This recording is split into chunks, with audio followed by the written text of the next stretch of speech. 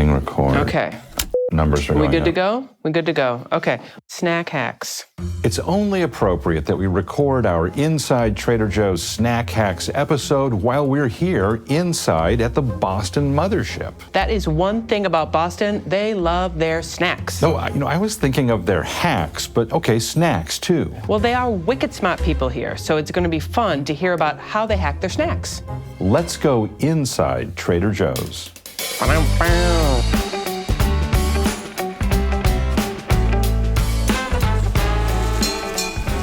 I'm Tara Miller, Director of Words and Phrases and Clauses. And I'm Matt Sloan, the culture and innovation guy at Trader Joe's. Well, this episode is about culture and innovation, because during this time of year, our customers often get together in each other's living rooms to experience some fun cultural events together as a group. Like awards shows. And big sporting events. The European Men's Handball Finals is January 26th. Oh, that's good to know.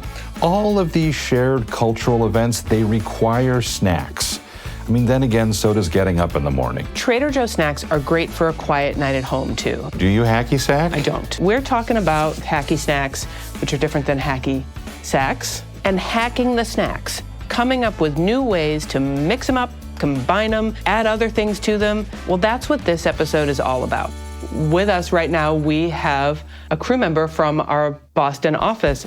I'm Christopher. I'm the Associate Category Manager for Produce, and I'm excited to be here today. What's happening in produce? Are we in like a period of peak for a certain thing? I think all bag lettuce is kind of a peak. It's really focused around that healthy eating after the new year, getting back at it after the holidays. Are you a snacky guy? I am a snacky guy, sometimes a little too much. I love snacks. So if you're sitting down to watch a game, or if you're gonna watch an awards show, or if you have people coming over, would you have some go-tos? Quite a few, actually. He came with a list, man. I tried to prepare. That makes one of us, so I appreciate it. Good. One of my top ones is jalapeno poppers. What I do for that is take our fresh jalapenos, cut them in half. I take some cream cheese of ours. I prefer the block cream cheese than the whipped cream cheese.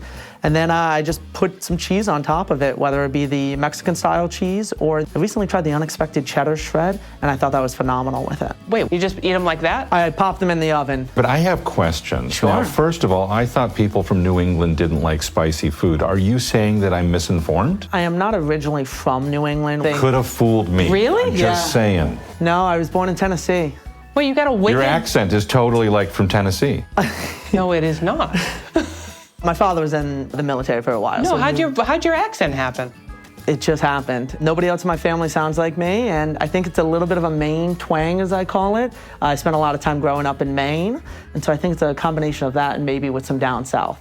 So you like spicy food? I enjoy spicy food. Jalapenos aren't like super spicy. It depends. I guess. Some of them can be spicy. Do you remove the seeds? It really depends Is who that we a have myth? coming over. It's not a myth. The seeds definitely add some heat level. It really depends who we have coming over and if we know whether they like spice or not. Do they fill out a waiver upon entry, or how do you know this? We typically err on the side of caution, and if we don't know their preference, we take the seeds out. Have you ever tried them in the air fryer?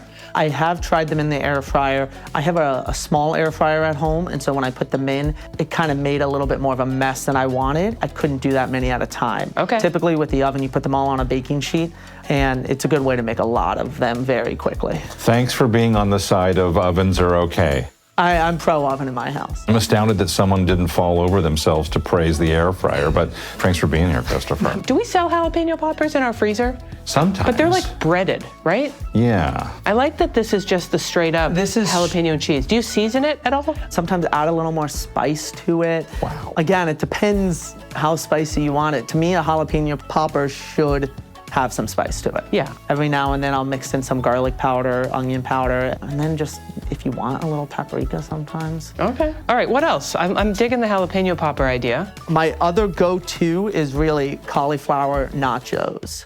And so, again, I know you're probably thinking I'm all about the health, but we went over to a friend's house and they had it and we were blown away by it. Take some, So, I mean, like the 13-year-old in me just can't help, but please continue. Agreed. I'll quietly chuckle to myself over here. It's another one of those. Blown But away. that happens later. It's true. Sorry. Take some cauliflower, whether it be the heads that you chop up or just the florets, and I like to cut them in half so they're a little bit smaller and a little bit more bite-sized. And then toss on your favorite nacho toppings, whether it be onions, peppers. I prefer ground turkey. You could do ground beef. And then just add a little bit of that taco mix that we have, the seasoning mix. You could toss it in the oven, get the cheese a little melty, and then there you go.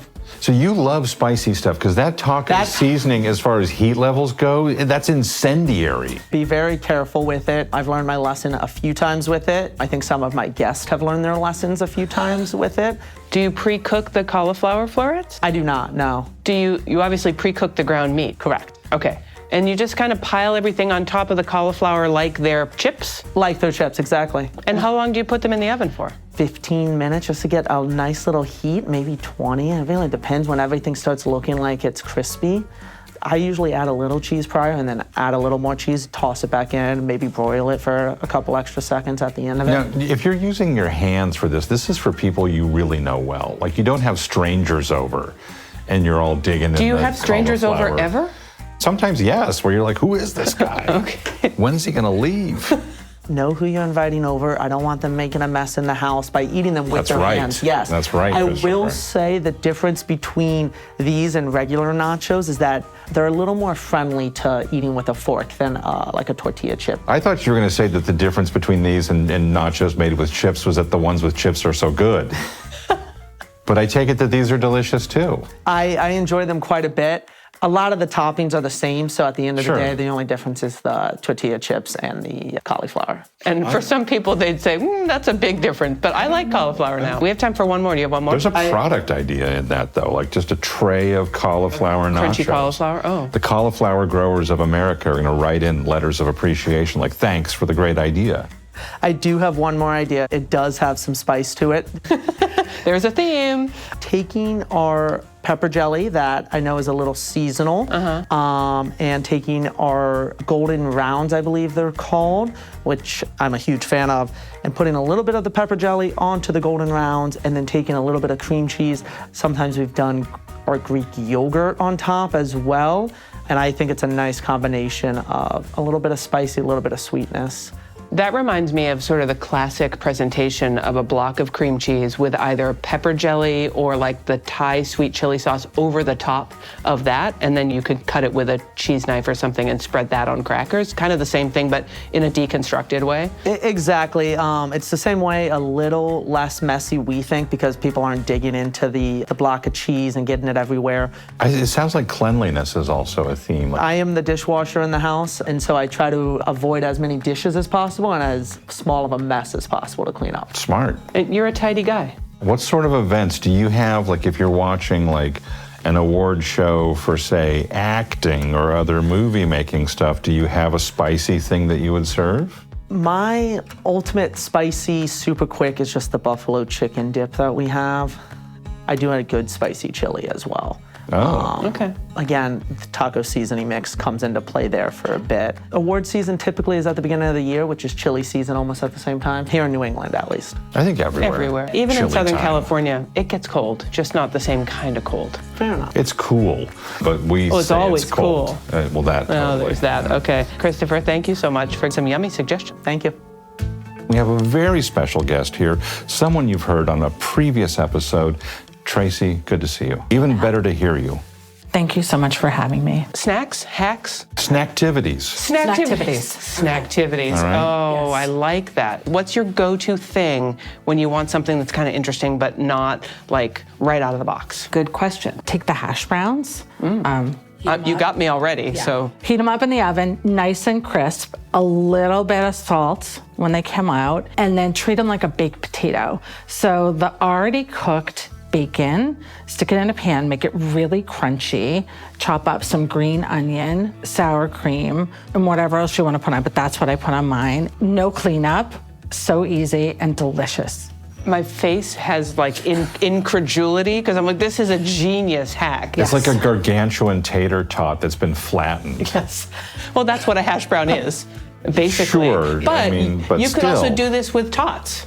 But those hash browns, there's something next So I level. love them. And you Yes. could do them in an air fryer, Matt. Yes. Just I was saying. waiting. I was hoping that someone would say, an air fryer would Yeah. come in handy here. If you had a Yes. lot of people coming over, Yes. you could do like a hash brown baked potato assembly line, Yes. a build your own hash brown bar. Yes. Barbecue that idea. sauce, baked beans, like everything. Oh, okay. Yeah. I like the beans on toast version where the toast is replaced with a hash brown. Yes. Everything can be replaced with a hash brown. I think Exactly. Here- Sandwich bread, hash browns. well, people do that. French toast, hash browns. Yeah, totally. I mean, Hamburger buns? eggs Benedict instead of a English muffin, hash brown. Sure. That's a good one. Yes. You have another one? Not really a snack hack, but almost a deal breaker with I my love the deal breaker. family. Yes, I am a big everything bagel fan. Okay. In our New York City stores, we have artisan everything bagels. So when I visit stores down there, I always come back with a 4-pack. But I can't anymore because nobody else likes the smell. They stink up the refrigerator. They leave like little onion chunks and garlic on the counter that you can't really. Anyways, everyone's asked very kindly not to bring back everything bagels from New York City. So I have the everything but the bagel seasoning. Yeah. So I bring back the plain bagels from New York City and then either butter or cream cheese. And I just put a ton of the seasoning on there and that's acceptable. So have you tried making your own individual everything bagel at home by putting a little butter on the outside of the bagel and putting the seasoning on at home and popping it in the oven for a couple minutes? I have not, but I think I should try that. That might work Yeah. because then you get that seasoning in the place where you want it. Yeah. Right? As And opposed I to can on do top. and bottom. Right.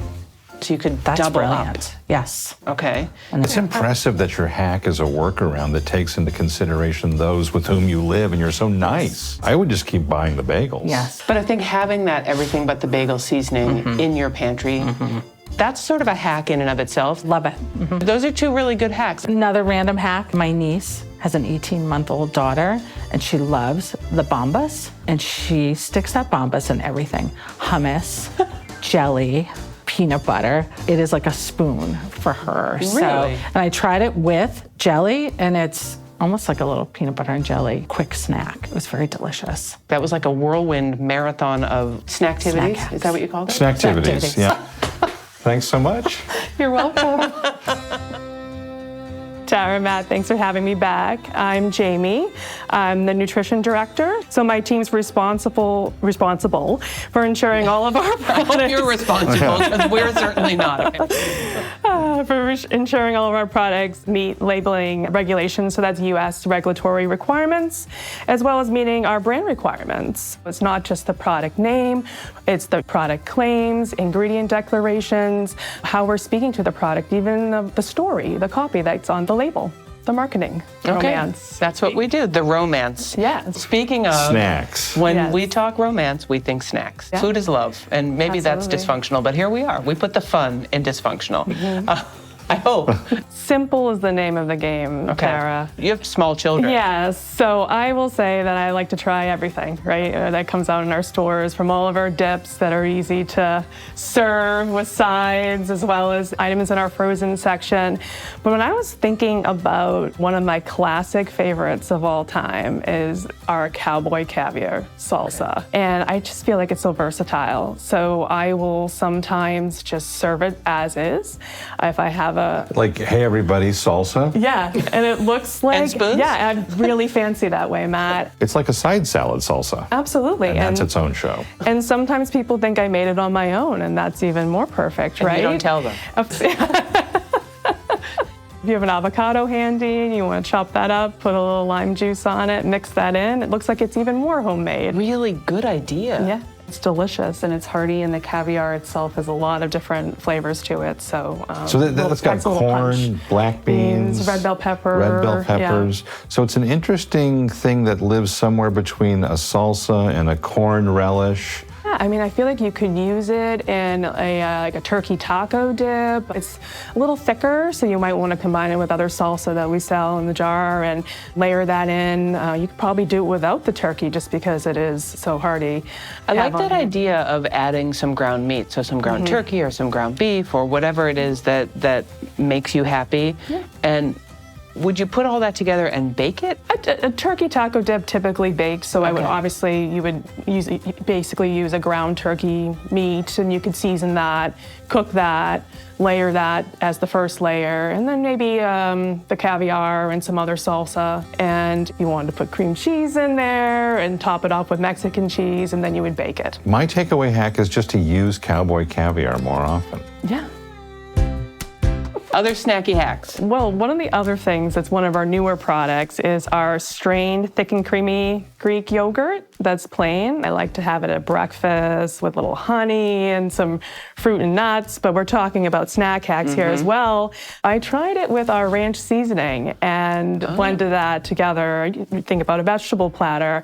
It's 15 grams of protein for 3/4 of a cup. So I really didn't miss the sour cream too much. So if you want to balance that in with some of the turkey dip that you just made, it was quite delicious.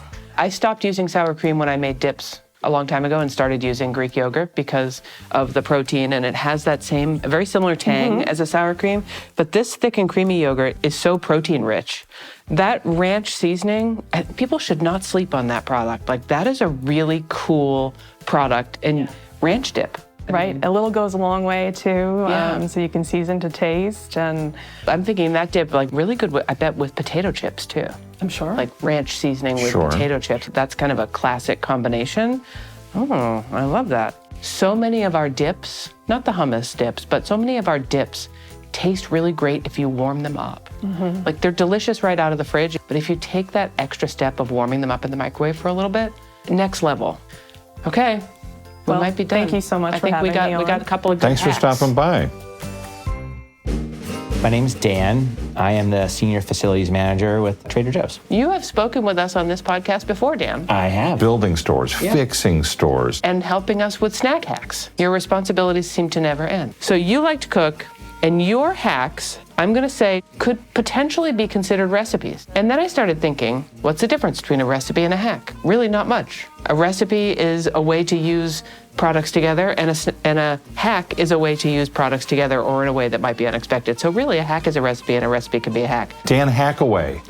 Well, one of the things that's really easy to do is bake Brie, and we sell a great selection of wheeled Bries at Trader Joe's. Baked Brie, the way I like to do it is pretty simple. Wheel a baked Brie in a baking dish. I like to score it. Okay. Then in a bowl, I put chopped pistachio nut meat, a little bit of honey, or you could put some hot honey in there if you want to kind of give it a little bit of life. A little bit of fresh thyme, and I mix all that together, and I spoon it over the baked Brie, and then put it in an oven till it melts, starts to get oozy. While that's happening, I just put some sliced baguette with a little bit of olive oil in the toaster oven, give that a little bit of crunch, and when the Brie is dripping and kind of melty in the baking dish, I take it out and drizzle a little bit of olive oil on it, maybe throw a sprig of thyme on there to make it look pretty, and dip my toast away in the baked Brie and pistachio. Man, if you're gonna tuck into the big game or anything, that is the way to do it. Okay, so this is scoring not like you score in a big game. Scoring meaning just like cutting small slits. Yeah, in the taking top. a paring knife and just running lines across the top of the Brie, and then maybe turn the Brie 45 degrees, and then do the exact same over again, and that's your crosshatch. Letting the toppings that you put on kind of soak into the Brie and letting the steam in the Brie kind of come out.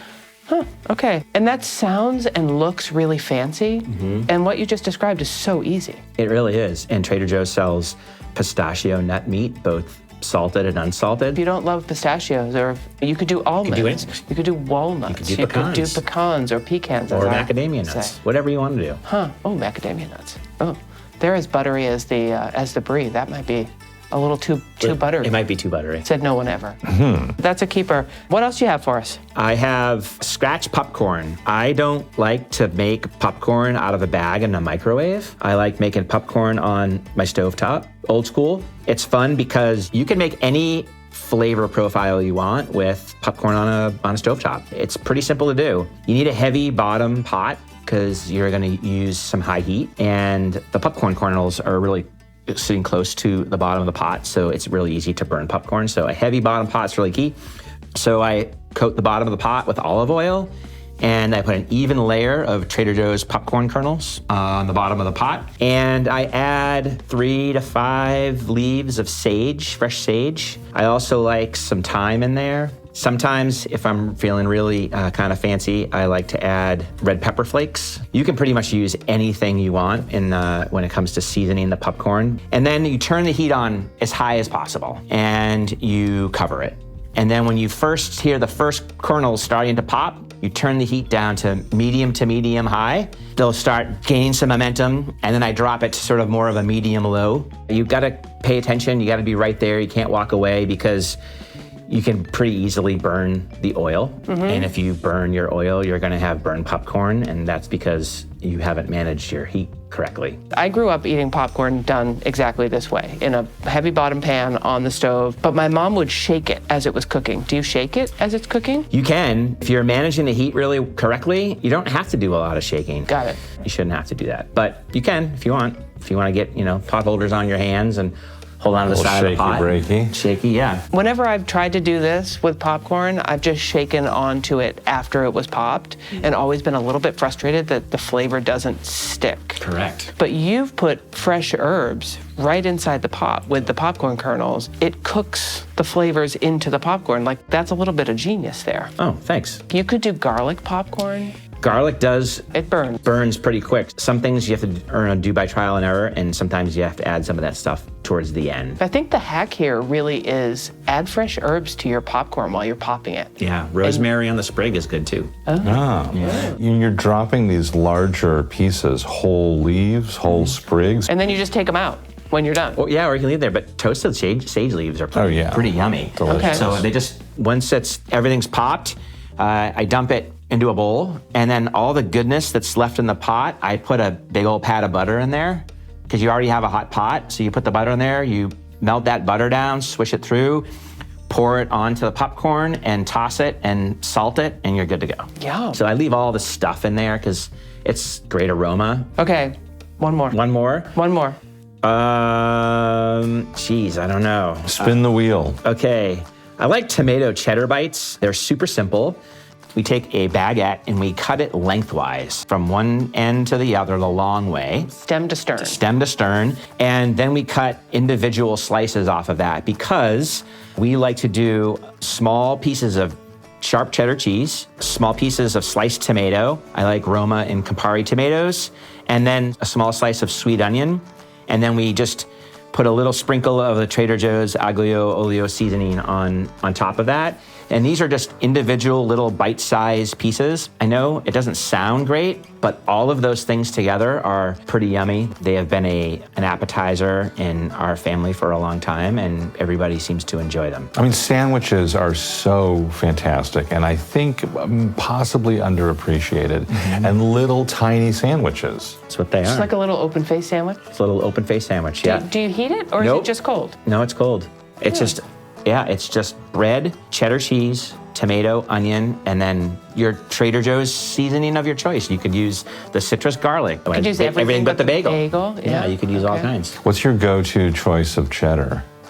I like any of the sharp cheddar cheeses. Aglio olio seasoning. I think that's my favorite new product of the year. It's a big fan of my daughter's. Yeah. Yeah. We got a lot of stuff. That good stuff? We got a lot of stuff. Good stuff to work with? Dan, thank you so much for joining us. Yeah, I'd love to do snack hacks. A lot of spice going on in your house. Hi, my name is Devin. What do you do here at Trader Joe's? I am a packaging designer. Oh, that's cool. All those super cool packages, really interesting designs that you see on the shelves at Trader Joe's. Actual Trader Joe crew members doing actual Trader Joe product designs. We do. It's very fun. Maybe we need to dig into that on a different episode. And yet, there are snacks that need hacking. There are. And Devin, we're hoping that you have some fun hacks for us. I think I do. One of my first ones is something that looks kind of fancy. It's going to impress your guests, but it's really easy. And it's called a Salmon Christini. All right, it already sounds fancy. Right? It's got It's like one of salmon those and tuxedo Italian. t-shirts. Yeah. It looks fancy and it's easy. And it's easy, exactly. Okay, perfect. I love it. You start by roasting some of our really nice fresh salmon. This is something you need to do the day before because you're going to want it chilled the next day. So you roast some salmon with a little bit of salt, a little bit of pepper, spray of olive oil. refrigerate it overnight. And then the day of your party, you're gonna flake the salmon. Okay. So it's all nice and flaky and broken up. And then you're gonna mix it with a little bit of mayo, a little bit of toasted sesame oil. Then you're gonna spread it onto our little Trader Joe's brioche toasts. Oh. Yes. Okay. And then you top it off with a little bit of chive. It's quite delicious. I'm thinking that the addition of that sesame oil brings almost like a sushi bar aspect to this, but then it's with a very French substrate or cracker or brioche toast. I like the combo here. And everything's good with brioche. Well, that's its own show too. It's gonna impress your guests. And if you had sesame seeds at your house, you could like sprinkle a little sesame seed on there. You could sprinkle some everything but the bagel seasoning on top of that. I bet that would be good.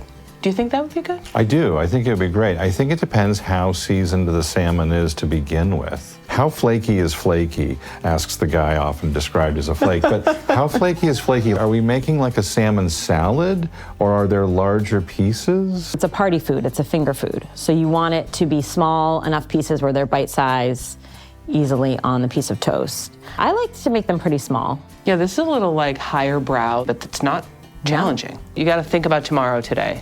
Right. Or today tomorrow. No, tomorrow today. Yeah. Okay, that's a good one. You got more? I do. Okay. We've seen this a lot. Common flavors. A really good, easy one to throw together are little antipasto skewers. So you take an Italian meat you like, maybe salami or prosciutto, put it on a skewer with San Marzano tomato or a cherry tomato, a green olive, a little mozzarella ball, maybe some basil. You can even do a little drizzle of balsamic or oil on it. Those are always a hit. Could you use a toothpick instead of a skewer, or like? Yes. Because I'm You need like a big toothpick. I know. You need a so- small skewer. Small skewer. Or a big toothpick. So like a toothpick for a shark instead of for... They do make small skewers, Okay. believe it or not. All Who's right. they? The skewer Skewers.org. You're making them a nonprofit? Skewers.org? Well, they're here to help. Okay. Moving on, because I see you have more. We were talking about planning ahead. If you don't have time to plan ahead, my all-time favorite Trader Joe's treat are the fried olive bites. They're unique. Do you have to explain them when you serve them, or you just sit back Yeah, and let because the people, you surprise can't happen? tell. I know, you can't tell what they are. They're just like cool fried stuff. Right. And they expect there to be, well, there is cheese, but they expect it to be Cheesier. cheesy and indulgent. And it's a little astringent bright. and briny. And Yeah. Yeah. Fried olive bites are seasonal. Okay. They are frozen. You can hang You on can to hang them. on to them for a while. So That's what that freezer is for, not ice cubes. I remember when we first tasted that product, I thought this was going to be an olive. It's like ground up olives with cheese and breading, all the different flavors and the cheesiness and the brininess and the crunchiness, it all really does come together nicely. It's like it's from the most sophisticated country fare ever. Did you have more? People discuss cheese boards, obviously. No one has discussed a cheese Because board. I was going to go there. You don't have to plan as hard. Just random cheese drawer. You're like, every man, time you I've-" go to the store, we have great cheeses. And then you have the odds and ends where you're like, and then thank God people are coming over. Just put it out on the board. Yeah. I can put together a cheese board with what's in my fridge and my pantry in like 5 minutes. Some crackers, a little cheese, maybe some fresh fruit, maybe some jam and a little ramekin, some honey. Our dry fruits are great. Nuts. Couple sticks of gum, that like the last bit of granola that you're wondering what to do. I mean, if you board it, it's now on purpose. Yeah, the last Like of the that bag. one olive. Like there's always that jar, and I always plead with folks. I'm like, can someone put this olive out of its misery? So you could Right. make it really fancy. Take that one olive, put it on a toothpick. A little sword, like just those little one. sword toothpicks. You'd be excited, you put them in your pocket to have like a sword fight later. We have really big toothpicks, smaller skewers, and now small swords. Tiny swords. Devin, thank you for the joy. We appreciate you joining us. Thank you so much. This was such a fun episode. So many great snack ideas to try. Well, I'm so inspired, I just might even start watching football. Wow. We have many more episodes of Inside Trader Joe's planned for 2025. Hit that free subscribe or follow button. It is free and worth every penny. Until next time, from Boston, thanks for listening. And thanks for listening.